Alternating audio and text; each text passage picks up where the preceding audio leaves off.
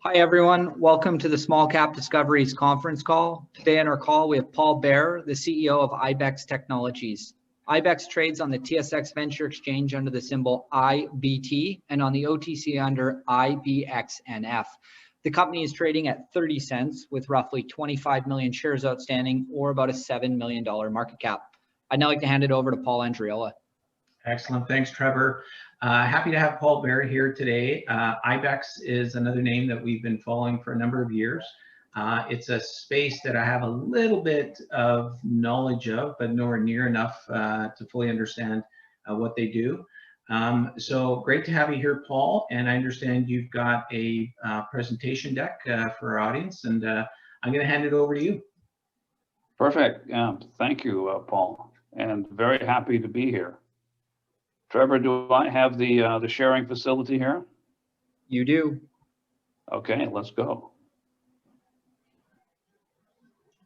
So some of you I know are aware of IBEX and have been following us for some time, but many of you probably have not been. So I'll give a little summary of the company and then be happy to answer questions towards the end.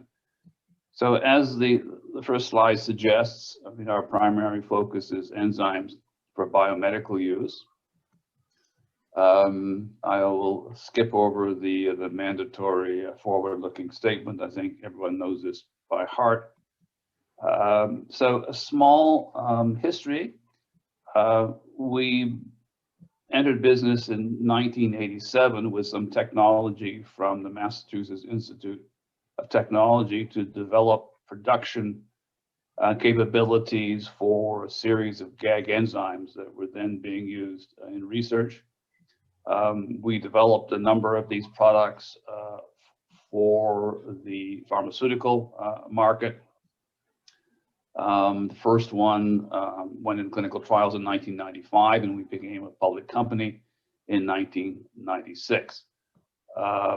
Subsequently, we sold the pharmaceutical side of the business to a California company and sort of retrenched to become a diagnostic company. So currently, we employ a staff of 20 plus or minus permanent employees. All but 5 are technical people who are in production, quality control, and quality assurance. We're located in Montreal, and we have about 10,000 square feet on Rue Paris, not far from the National Research Council facility, where we have a fermentation suite located right inside that wonderful facility there.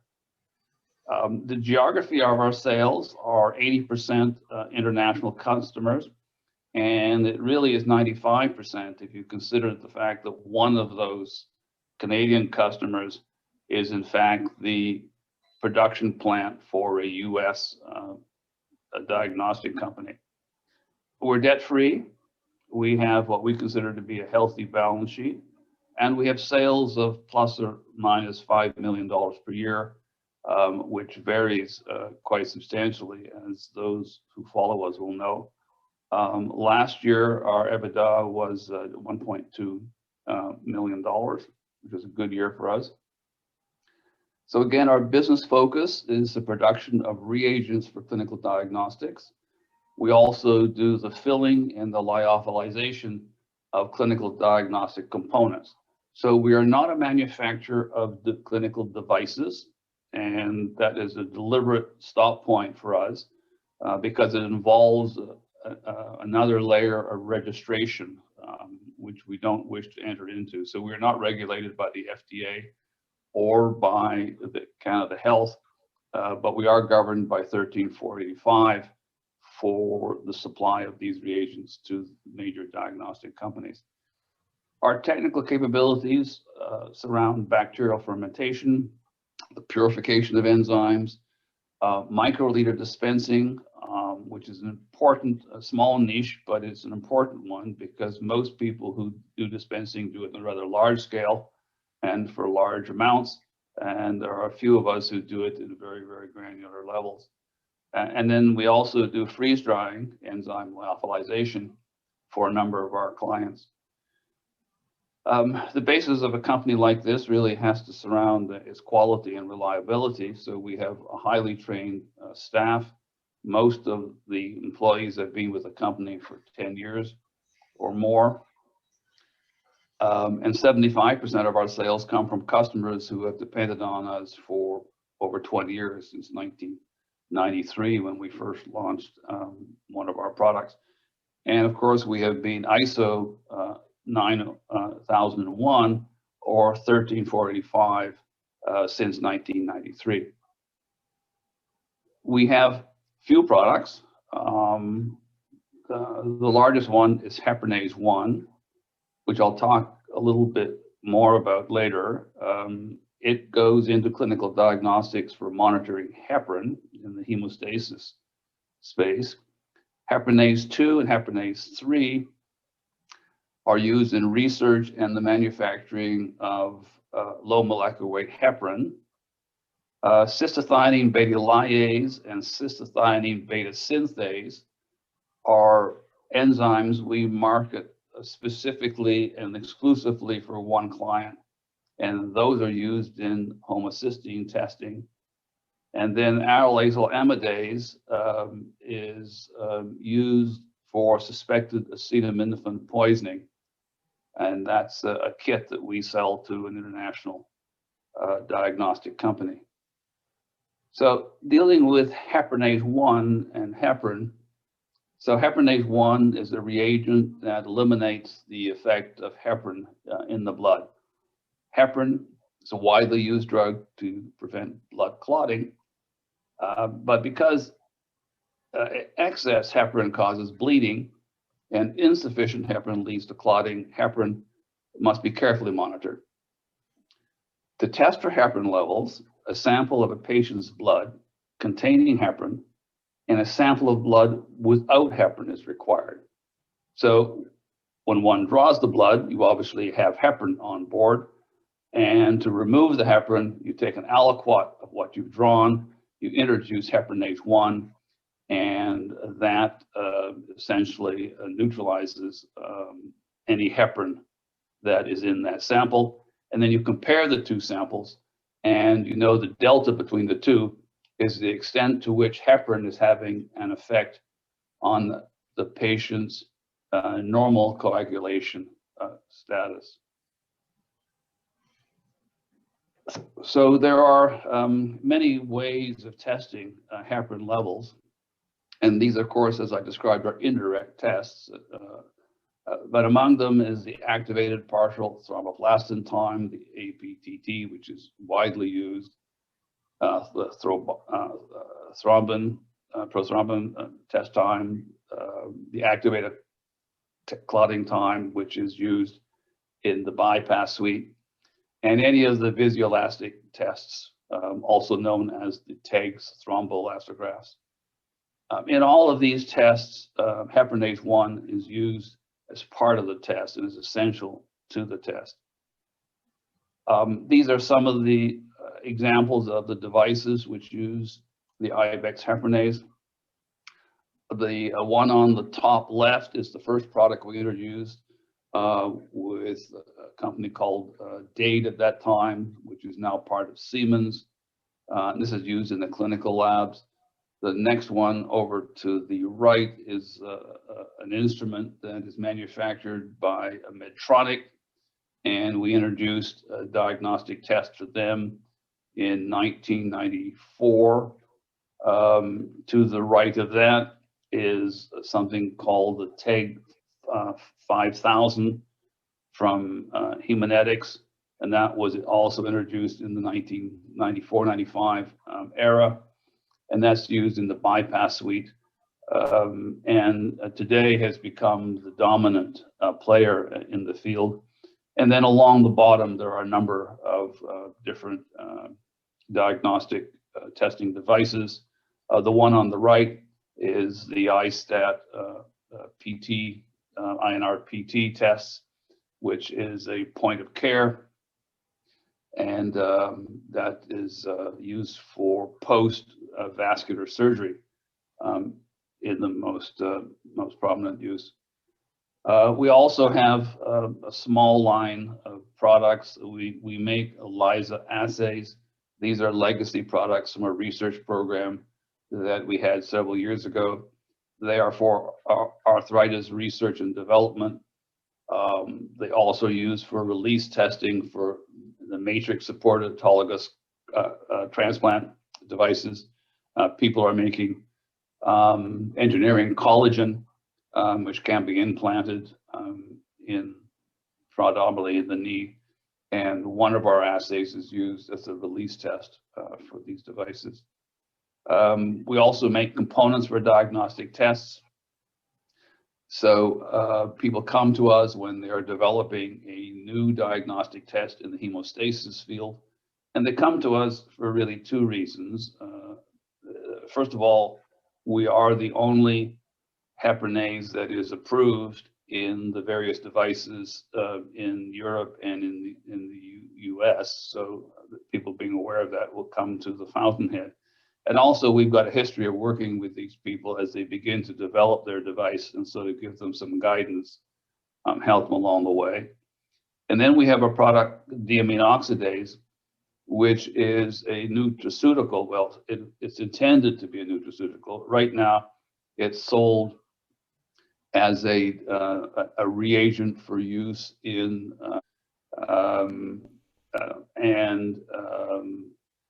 it's extracted. It's not in our sweet spot. I have to say this. It's an enzyme, but it is extracted from a botanical where all the rest of our enzymes come from fermentation. But it's an asset we got when we acquired an Iowa company, which we did not develop further for a variety of reasons, mainly resource constraints. But we have now moved that into development and expect to bring that to market sometime in the next two to 3 years. The timing, that'll depend very much on the availability of outside resources. We actually moved it into development about a year ago, but with the COVID, many of the external labs that were working on this kind of fell apart on us, working half-time or not at all, so it's been delayed. But those labs are now back in operation, so we expect to be moving this along at a slightly better pace. In terms of financials, we had a number of important achievements in fiscal 2020. We sold the Iowa production facility. We had actually closed it in the previous fiscal year. So it was sitting there mothballed, waiting to find a buyer, and that was sold. We transferred all the enzyme production that was done externally to internal production and saved some money there. As I mentioned, we made important advances to the diamine oxidase research project. We opened two important new development projects with external customers. And I need to say that these projects take a long time to develop. First of all, there are many iterations of the device and the reagents that go into them. And second, there has to be testing for them for approval, and then there's some length of time for them to be approved. And then there's a slow acceptance period in most cases. Our revenues increased to over 5 million, up $1 million from the prior year. And as I mentioned, we achieved EBITDA of over 2 million versus the negative EBITDA of the prior year. And we ended with a solid working capital of 3.8 million, which was up about $1 million from the previous year. So these are some of the variances between the prior year. As I mentioned, revenues are up, operating expenses were down. Earnings before tax is kind of a weird thing because we had to take into account a number of factors which we had to add to the P&L that were flow throughs from the balance sheets, which we were forced to do because of IFRS, but had no contribution whatsoever to cash flow. And so the earnings after tax was a little bit better indicator. And of course, the EBITDA, I think, is the most solid indicator of all. We had cash 3.7 million at the end of the year and 3.8 in terms of working capital. When you go back a few more years, and I just bring in some of the history to remind us all of the volatility of this company. I mean, so 4 years ago, we had $5.3 million and EBITDA of 800,000. Sales dropped the next year, and EBITDA dropped to about 300,000. And in 2019, we had a very bad year for sales. Plus, we had the double expenses of running the facility in Montreal and closing the facility in Iowa. So that was a hit. And our EBITDA was negative by 700,000. And then with a rebound to 5.2 million in 2020 and EBITDA to just over 1 million.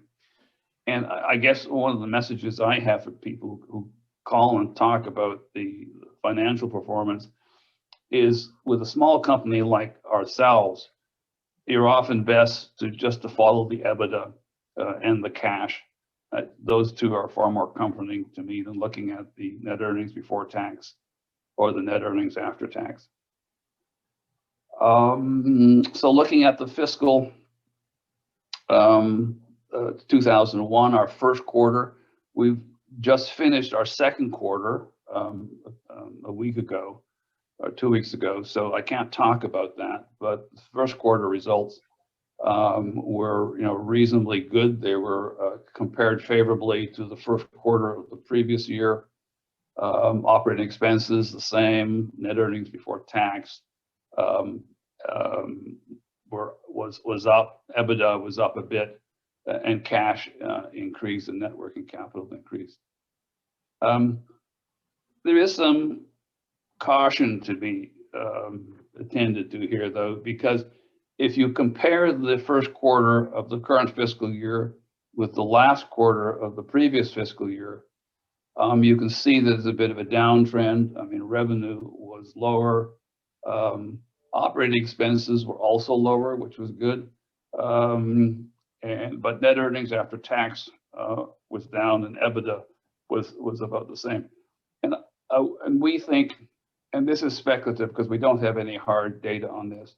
I mean, we think that some of our customers in the previous year loaded up because they were concerned about the potential for supply chain interruptions, and also because of the use of heparinase devices in monitoring the heparin given to COVID-19 patients. So we think there was going to be some drawback in fiscal 2021, and this might be the beginning of it, and it might not. It's hard to say. We're prepared for a continuation of the previous sales level, or we're prepared if in case the revenue starts to back off a little bit. So looking forward, we do not expect fiscal 2021 financial results to be good as 2020. The historic volatility of our customers predicts for a sales downturn after an excellent year, in this case 2020. And as I mentioned, we really don't know the full impact of COVID-19 on the cardiovascular surgery. So we have two things going on in 2020. You have heparinase devices being used in the monitoring of heparin given to COVID-19 patients, but you have surgery being postponed, which was negative for us.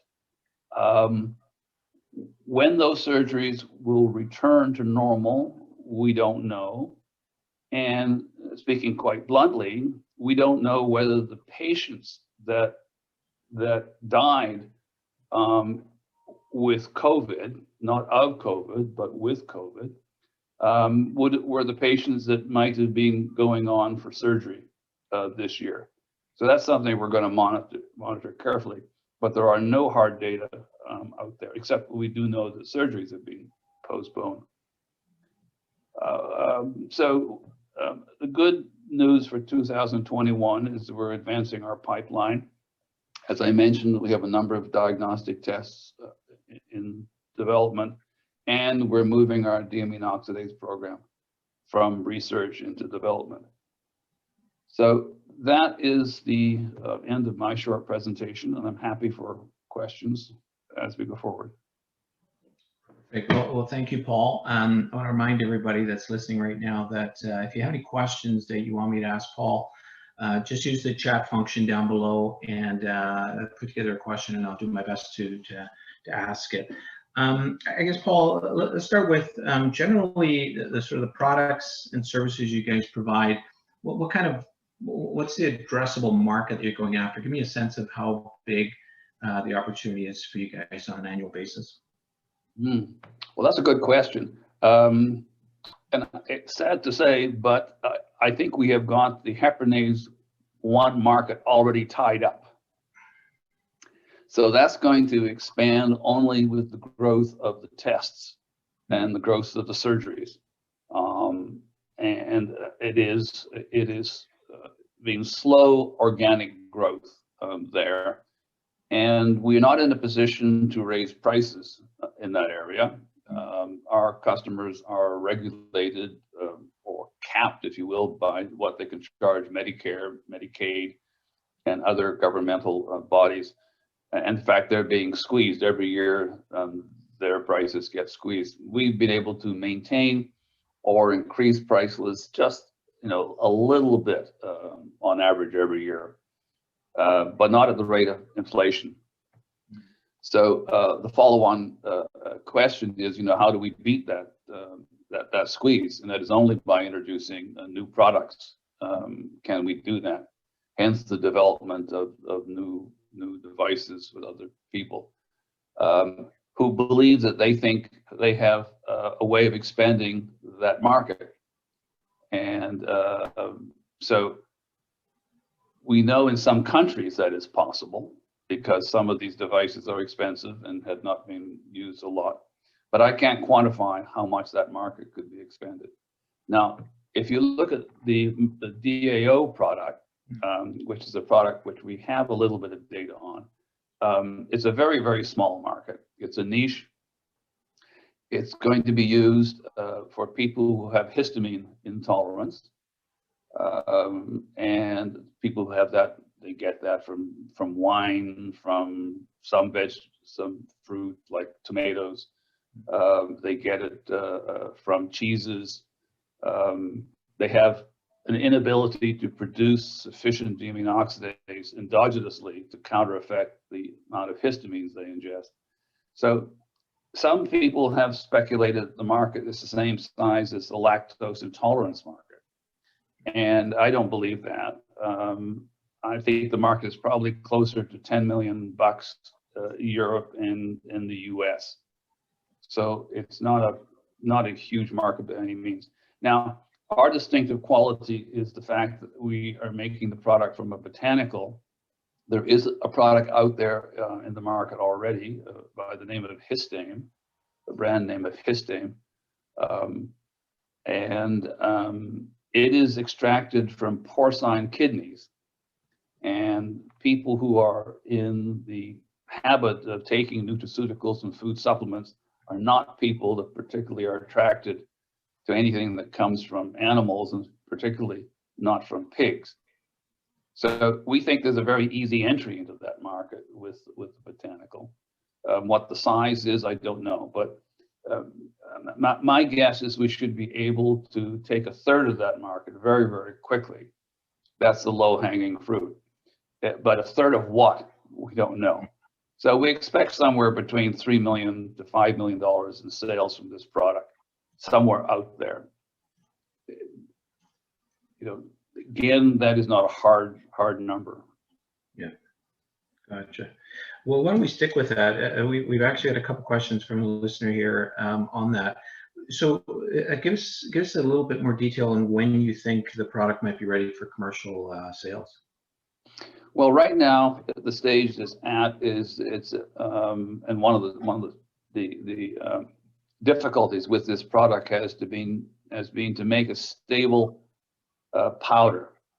Most enzymes you can lyophilize or you can spray dry reasonably easily. This one has been, for some reasons, tricky, but we've now accomplished that. So where we're at the stage now is doing formulation, encapsulating, doing in vitro testing in some of the in vitro models that exist. Mm-hmm. Hopefully get it into some clinicals by the end of this year, and be somewhere in a position towards the end of next year, I'm talking calendar year now, to submit a file on it.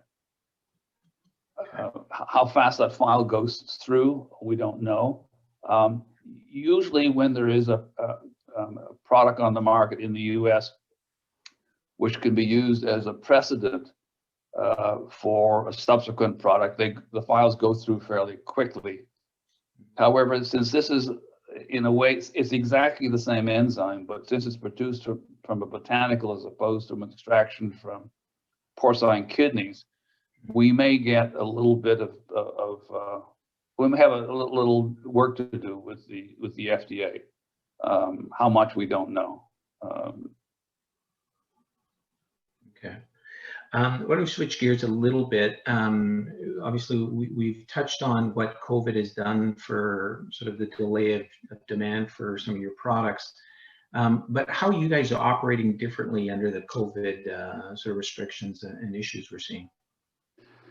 Well, I mean, other than taking the normal COVID precautions with our sites, it really hasn't changed much that we do. We encourage people to work off-site where they can. Mm-hmm.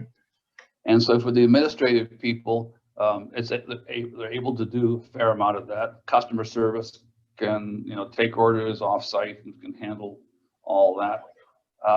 The accounting people can work off-site a fair amount of the time, but anybody who's in the lab or in the production facility has to be on-site. So we have, we've just produced all the way through. We did take a 2-week break in the end of March of last year to get people sort of gathered and ready for what was I thought, going to be a very long slug, or slog rather.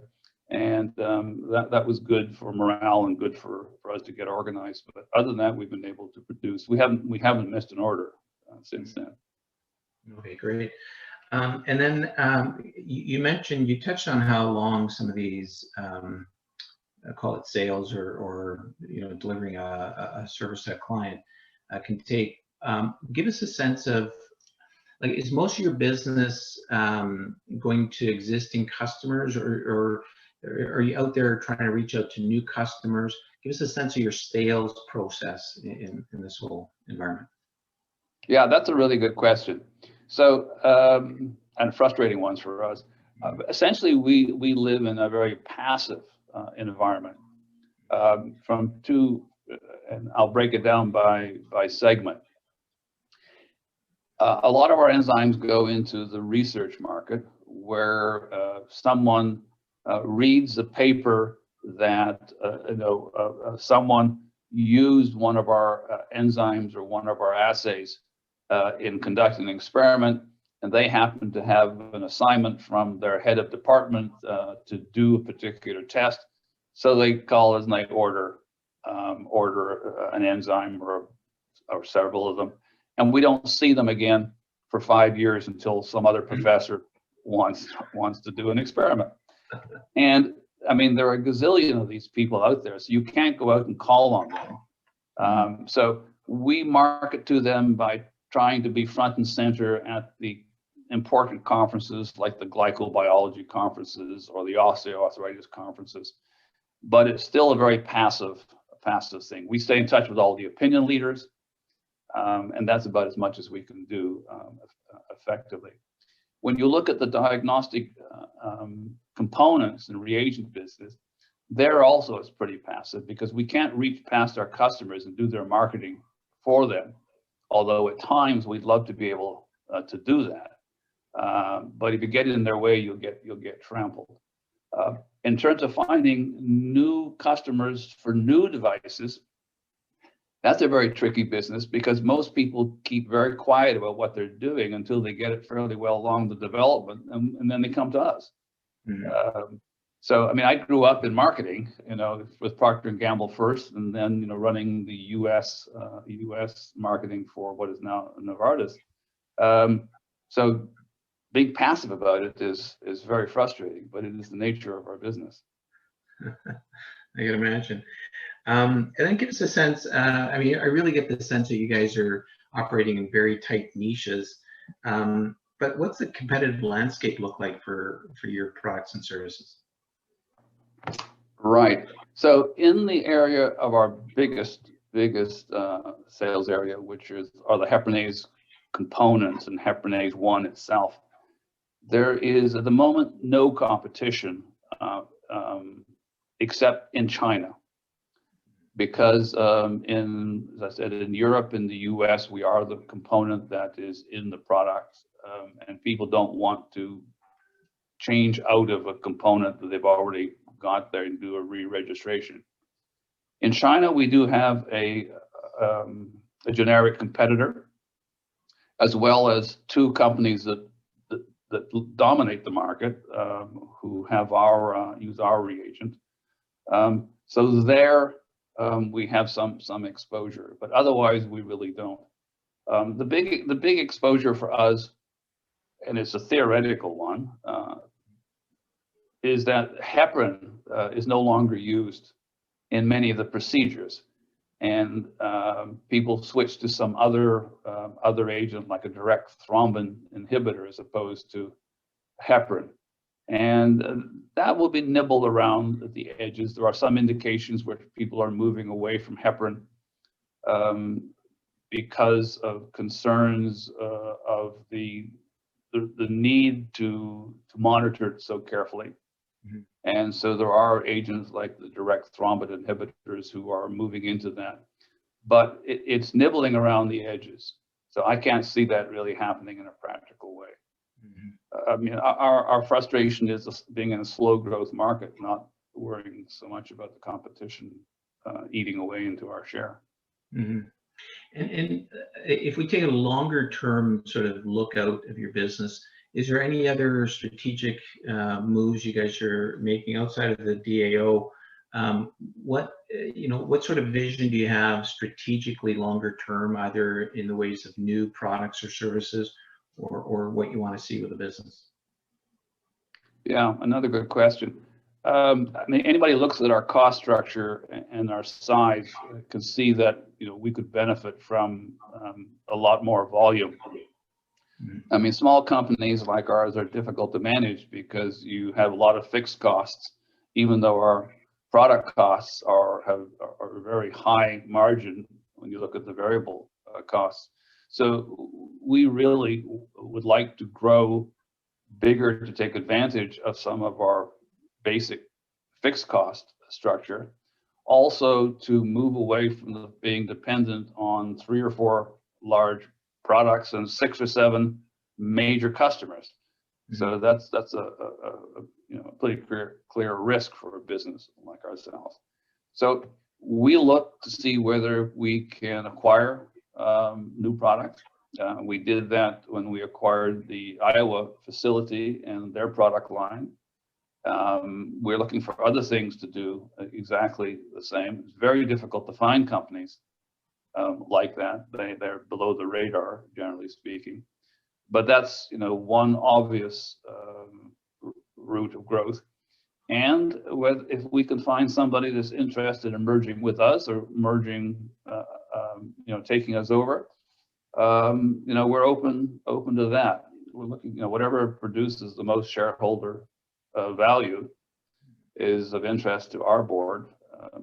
I've got a reasonable stake in this company, so my interests are very much aligned with improving shareholder value over the long term. And if selling the company does that, then I'm all for it. And acquiring a company is also an interesting way of going about it. Well, you almost answered my other question. You guys have a significant amount of cash for the size of your business.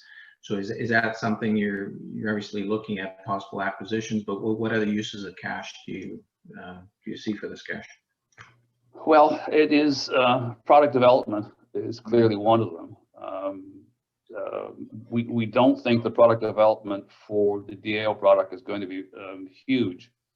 And in Quebec and in Canada, a lot of this is subsidized, which is really great.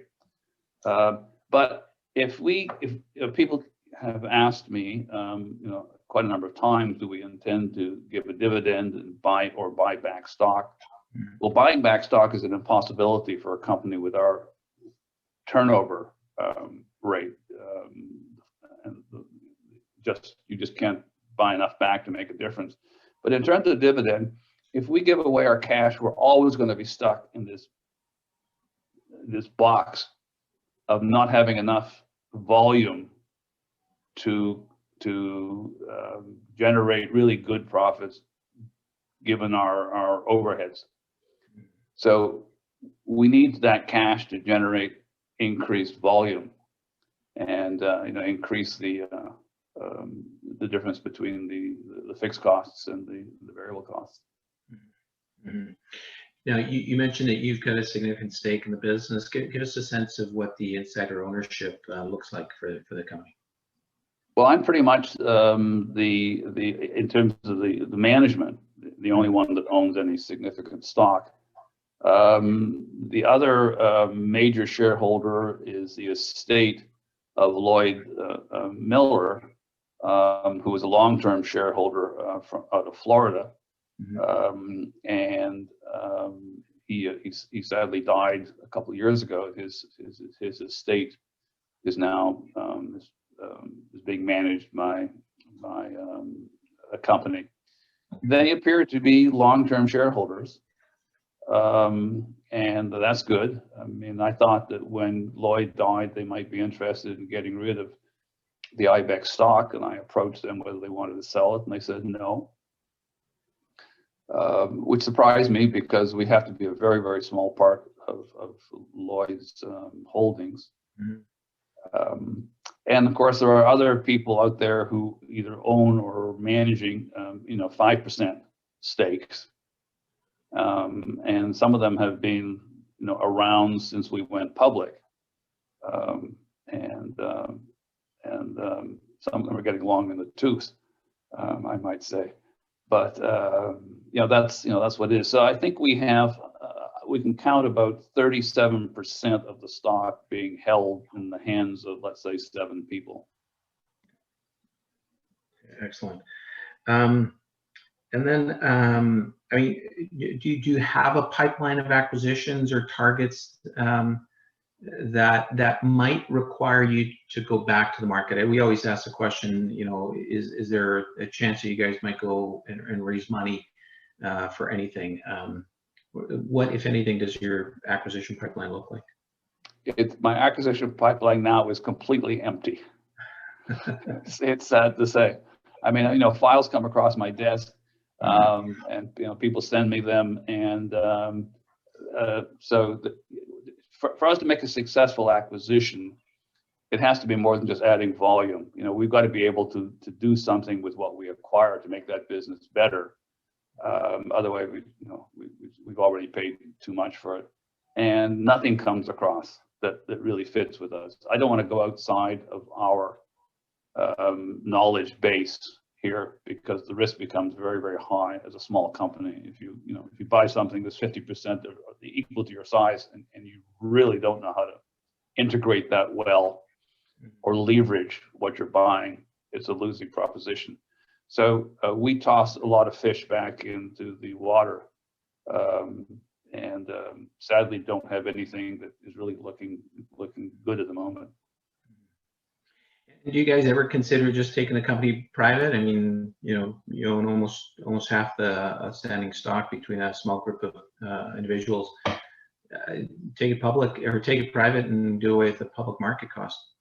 Yeah, that comes up every year. Mm-hmm. And I personally would be in favor of doing that. There are some practical obstacles in that taking it private is difficult because the people who own this large block of stock can't vote in the taking private transaction. Right. So you've got to find another vehicle for doing that, and the way you do that ends up by costing you between $300,000 and $400,000. Right. So that's now if you could see a path to, and the cost of being public for us is not all that bad. I mean, it's about $150,000 a year at the moment, because we don't spend any money, as you may have noticed, on going out and doing a lot of PR and promotion of the stock. So it's really our auditor's cost and the listing cost. So you'll be saving $150,000 a year, maybe. If it's going to take a 2 to 3 year payout, right, the appetite for doing that is not quite there. Not as high. Yeah, understood. So if you were an investor, or what advice would you give to investors right now as far as the metrics to watch that'll best determine how you're performing? Is there something outside of just pure revenues and EBITDA? Is there something else that an investor can look at to say, okay, these guys look like they're on the right track? Yeah, I think they're clearly, since we're so volume sensitive. I mean, the sales figures are the ones that are the most important to watch, except the fact they're not predictable. If you could see a predictable trend, you say, well, that's great. They've been growing at 5%, 10% a year, and we expect that trend. But it's choppy. But it's the most important contributor to profits. The second thing, of course, is our expenses. Those tend to be a controllable aspect of the business. And then the third is the pipeline. For small biotech companies, it's really all about the pipeline. At the end of the day, can these people grow? And so I would watch, the releases on the DAO project, because we often can't give any releases on the projects we're working for other companies. If I'm developing a product for you, I can't talk about it. You're the only person that can press release it. So the product is Diamase, which is the trade name for it. So that's something to watch. And we're going to try and not get ahead of ourselves in making any news with that. We want to have a solid platform, so we're not backtracking on anything we said. So there's not going to be a steady stream of news coming out on that project over the next year, but it's something to watch. Yeah, perfect. Well, listen, I mean, I've asked all the questions. We've had a couple questions in from our listeners, so I think we've covered everything here. I mean, is there anything you think I've missed, or is there a key sort of parting message you want to leave to our listeners today? No, you've asked the right questions, and that's great. So I mean, I think in my parting messages, I think IBEX is a nice, solid company. A number of people have made money on our volatility. I don't like to see the volatility, but people do make money on it. And it's how do I put this? It's a nugget in the sense that it's got a lot more capacity for growth. It's not constrained by its capital. It's not constrained by its facilities. People are always a constraint, finding the right people, and that has dried up a bit with the cannabis industry growing in Canada. They've sucked up a lot of good people in the analytical thing. But it's I think it's a company with the potential to grow, but investors are going to have to be patient. Well, fair enough. Patience is a virtue in a lot of different ways, especially when investing. What's your website address? If somebody wants more information on IBEX, where should they go? Yeah, it's www.ibex.ca. Perfect. Awesome. Well, listen, Paul Baehr, CEO of IBEX, I want to really thank you for joining us today and telling us all about IBEX. Paul, it's been a pleasure. Hope we talk again. You bet. Thank you so much. Bye-bye now. Bye-bye.